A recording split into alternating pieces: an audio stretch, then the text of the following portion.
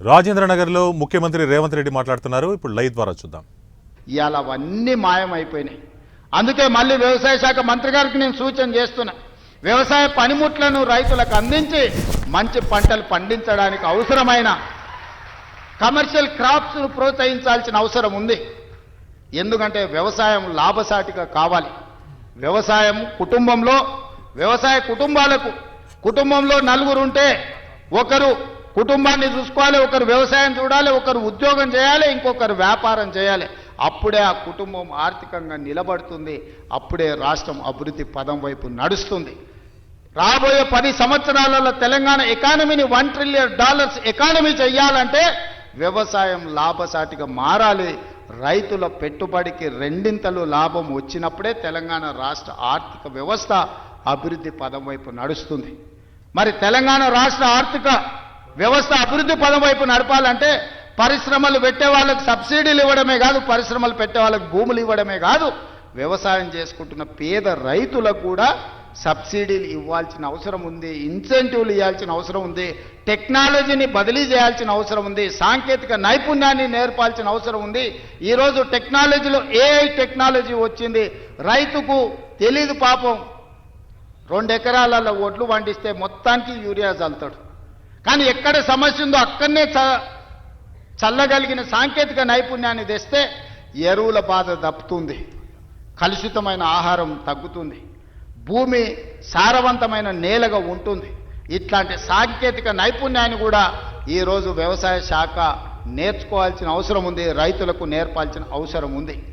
అదేవిధంగా ఈరోజు వ్యవసాయ పంపు సెట్లు సంవత్సరానికి దాదాపుగా 17,000 కోట్ల రూపాయలు ఉచిత విద్యుత్తుకి ఈరోజు మనం ఖర్చు పెడుతున్నాం.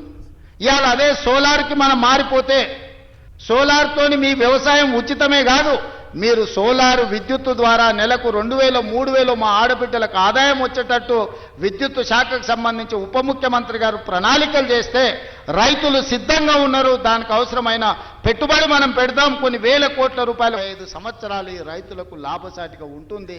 వాళ్ళు వాడుకోగా మిగిలిన విద్యుత్తును మీకు అమ్ముతారు. ఈరోజు మా రైతులు అదాని అంబానీలతో పోటీ పడే విధంగా తీర్చిదిద్ది సోలార్ విద్యుత్ ఉత్పత్తిలో అదానీలతో పోటీ పడే విధంగా మా రైతుల్ని ఇంటికాడ కూర్చున్న వాళ్ళకే ఆదాయం వచ్చే విధంగా ప్రణాళికలు చేయాలి. ఈ వేదిక మీద నుంచి ఎనర్జీ డిపార్ట్మెంట్కు అదేవిధంగా సంబంధిత శాఖ మంత్రి గారికి నా సూచన, మీరు ప్రణాళికలు సిద్ధం చేయండి, రైతులను చైతన్యం చేద్దాం, రైతులకు అవగాహన కల్పిద్దాం. మంది ఆడబిడ్డలు చదువుకొని విజ్ఞతతో మాట్లాడిన నా పెద్ద ఆయన మాట్లాడుతుంటే ఆయన ఉపయోగించిన ఇంగ్లీష్ భాష కావచ్చు, పదాలు కావచ్చు, అవగాహన కావచ్చు, అనుభవం కావచ్చు, ఆ పిల్లలే కాదు వేదిక మీద ఉన్న మంత్రులు కూడా నేర్చుకోవాలి. విషయాన్ని ఏ విధంగా సూటిగా శుద్ధి లేకుండా ఎట్లా చెప్పొచ్చో, అవగాహన ఎట్లా కల్పితో ఆ పెద్ద మనిషిని మనం చూసి నేర్చుకోవచ్చు. అందుకే ఇవాళ అలాంటి వాళ్ళని నేను కలెక్టర్లకు ఆదేశాలు ఇస్తున్నా. వ్యవసాయం మీద అవగాహన ఉండి 10 మందికి నేర్పాలన్న పెద్ద మనుషులను గ్రామాలు తిప్పండి, రైతు వేదికలలో సమావేశాలు పెట్టండి, వాళ్ళ చేత అవగాహన కల్పించండి, అవసరమైతే వాళ్ళకి ఆహారూర్యం ఇవ్వండి, రోజుకో 1000 రూపాయలు ఇవ్వండి. వాళ్ళ అవగాహనతోని రైతు వేదికలలో పోయి అవగాహన కల్పించినందుకు అదొక గుర్తింపు, ఒక గౌరవం. 1000 రూపాయలతో ఒక రోజు వాళ్ళ జీవితంలో మార్పు వస్తుందని నేను చెప్పడం లేదు, కానీ ప్రభుత్వం ప్రోత్సహిస్తుంది, ప్రభుత్వం గుర్తిస్తుంది, ప్రభుత్వం మిగతా రైతులకు అవగాహన కల్పించడానికి ప్రయత్నం చేస్తుంది అని చెప్పడానికి ఇవన్నీ కూడా ఉపయోగపడతాయి. కాబట్టి కలెక్టర్లందరికీ కూడా ఈ వేదిక మీద నుంచి చీఫ్ సెక్రటరీ గారికి నేను ఇన్స్ట్రక్షన్స్ ఇస్తున్నా. కలెక్టర్లందరినీ కూడా మీరు కలెక్టర్స్ కాన్ఫరెన్స్ తీసుకొని సోలార్ పంపు సెట్ల వల్ల ఉన్న ప్రయోజనం, ఈరోజు రైతులకు వరే కాకుండా ఇతర లాభసాటి పంటలు ఏ విధంగా పండించాలి, భూమి యొక్క సారాన్ని చూసి ఏ భూమిలో ఏ పండ్ల తోటలు వస్తాయో, ఏ భూమిలో ఏ కూరగాయలు పండుతాయో, ఏ భూమిలో ఏ పంట అధిక దిగుబడి వస్తుందో, అది మొక్కజొన్న వస్తుందా, లేకపోతే పత్తి వస్తుందా, మిర్చి వస్తుందా, లేకపోతే కందులు వస్తాయా. మా కొడంగల్ తాండూరు ప్రాంతంలో మేము కందులు పండిస్తాం. దేశానికే మా కందిపప్పు అంటే, తాండూరు కొడంగల్ కందిపప్పు అంటే దేశంలో గొప్ప పేరు. ఏ ఏరియాలో ఏ పంట వండుతుందో, అచ్చంపేట ప్రాంతంలోకి పోతే దోసకాయలు వండుతాయి. దోసకాయ కందిపప్పు ఎంత బ్రహ్మాండంగా ఉంటుందా, చికెన్ మటన్ కూడా వనికిరాదు దాని ముందర. ఇప్పుడు ఆ పిల్లలకు తెలియకుండానే పోయింది. కొత్త తరానికి ఇప్పుడు దోసకాయలు అంటారు, వెనక బుడంకాయలు అనేటోళ్ళు, అవునా? కందిపప్పులా వేసి చేస్తే మన అమ్మనో నాయనమ్మనో వండితే మటన్ చికెన్ కంటే టేస్టీగా ఉండేది. జొన్న రొట్టెతోని కందిపప్పు బుడంకాయలతో తింటే ఎంత మజా ఉండేది. ఇవాళ ఆ రుచులే పోయినాయి. అందుకే ఈరోజు పంట మార్పిడి జరగాలి, ఆలోచనలో చైతన్యం రావాలి, ప్రజలకు ఉపయోగపడాలి. మనము పోయి ఎక్కడెక్కడనో పోయి ఏదో కొత్త రకాల వంటలు, కొత్త రకాల డైట్ అని తీసుకొస్తున్నారు కొత్త కొత్తవి. ఎందుకంటే మన పెద్దోళ్ళు మనకి ఇచ్చిపోయారు. జొన్న రొట్టె తినండి, మీ బట్టలు మీరు ఉతుక్కోండి, 6 ప్యాక్ ఉంటుందో లేదో మీకు తెలుస్తుంది. మీ బట్టలు మీరు ఉతుక్కొని జొన్న రొట్టె తింటే మీరు ఏ జిమ్ములకి వెళ్ళి కండలు పెంచాల్సిన పని లేదు.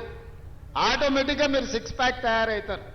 అవేమి చేయకుంటుండి జిమ్ములలో పోయి స్టెరాయిడ్స్ వారి ఆరోగ్యాన్ని పాడు చేసుకుంటారు. అందుకే ఈరోజు మా రైతులను ఇన్ని లక్షలాది మందిని వేదిక మీద నుంచి, వ్యవసాయ యూనివర్సిటీ నుంచి లక్షలాది మంది రైతులను ఉద్దేశించి ప్రసంగించడమే కాదు, వాళ్ళకు వేలాది కోట్ల రూపాయలు బదిలీ చేయడం ఇదొక మర్చిపోని జ్ఞాపకం. మీ అందరికీ ఈ ప్రభుత్వం అండగా నిలబడుతుంది. రాబోయే రోజుల్లో భూమి అనేది మీకు ఇండ్ల పట్టా అనేది ఇందిరమ్మ ఇల్లు అనేది ఇందిరమ్మనే ఇచ్చింది. ఆనాడు దొరల దగ్గర, భూస్వాముల దగ్గర వేలాది ఎకరాలు ఉంటే అగ్రికల్చర్ సీలింగ్ యాక్ట్ తీసుకొచ్చి ఆ భూములన్నీ తీసుకొని పేదోళ్లకు అసైన్మెంట్ పట్టాల పేరు మీద పంచిపెట్టారు. అటవీ ప్రాంతంలో ఉన్న ఆదివాసులకు, లంబాడ సోదరులకు పోడు భూముల పట్టాలు ఇచ్చి వాళ్ళని భూ యజమానులను చేసింది.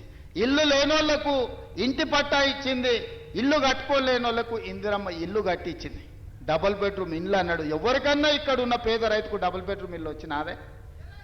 కానీ ఇవాళ లక్షలాది ఇందిరమ్మ ఇండ్లు ఇవ్వడానికి మనం ముందుకు వచ్చినాం. మీరు ఇండ్లు కట్టుకోండి, ఒక ఇంటి వాళ్ళు కాండి, ఉన్న ఊర్లో ఇల్లు, ఇంత వ్యవసాయ భూమి అనేది మన ఆత్మగౌరవం. అంతకుమించి రైతులు ఏం కోరుకుంటలేరు. వాళ్ళు కష్టపడ్డ పంటకు వాళ్ళు గిట్టుబాటు ధర అడుగుతారు. అవి కూడా ఇవ్వలేని పరిస్థితిలో ఈ ప్రభుత్వం లేదు. మిమ్మల్ని ఆదుకుంటుంది, మీకు అండగా నిలబడుతుంది. పంట మార్పిడి చేయండి. మీరు ఏం పండించినా పంట మనం కొనుగోలు చేయడానికి అవసరమైన కేంద్రాలను ఏర్పాటు చేస్తాం. నాకు మంచి టీం ఉన్నది, మంచి మంత్రులు ఉన్నారు, అనుభవం కలిగిన వాళ్ళు ఉన్నారు. నాకు మంత్రిగా అనుభవం లేకపోవచ్చు, కానీ అనుభవం కలిగిన మంత్రులు పెద్దలందరూ ఉన్నారు. వాళ్ళందరి సహకారంతో ఒక మంచి పరిపాలన అందించి తెలంగాణ రాష్ట్రం దేశానికి ఆదర్శంగా నిలబడే విధంగా, తెలంగాణ రాష్ట్రం ఈ దేశంలోనే మొదటి స్థానంగా ఉండే రాష్ట్రంగా తీర్చిదిద్దే బాధ్యత తీసుకుంటాం. ఎవరు ఎన్ని గోల పెట్టినా, ధర్నాలు చేసినా, రోడ్డు మీద బండి దొల్లినా, తొడుక్కున్న బట్టలు చించుకున్నా,